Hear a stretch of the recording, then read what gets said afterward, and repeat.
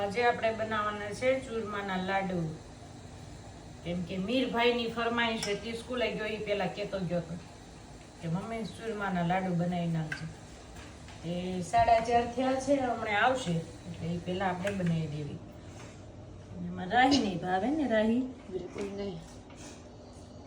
પણ મોતીચૂર તમારા માટે તો મેગી છે ને, તમને મેગી ને ખાવાની ના તો પાડી છે, તો શું લેવા બનાવો? કેટલા મહિના નથી ખાધી. કાલ સાંજે આપણે ખાવસાત બનાવ્યા હતા, એની હારે તો નૂડલ્સ બનાવ્યા હતા. એ તો વૈધા હતા, ખાવાનું બગાડ ન હે ખાવાનું બગાડ ન કરે એટલે. વાહ, વેરી ગુડ. લે, ખાવાનો બગાડ ન કરો. તો ચલો આમાં થોડોક ઝીણો લોટ નાખી દો, થોડોક જાડો. અને કાલે મમ્મી મોતીચૂરના લાડુ બનાવશે.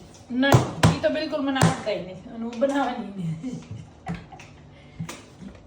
મોતીચૂરના લાડુ મને નથી આવડતા. લોટવાળું બગડ્યું, સેજે બગડવું ન પડે. રસોડું, હાથ, કપડા એ બધું બગડે ચાલશે, રસોડું ન બગડવું પડે.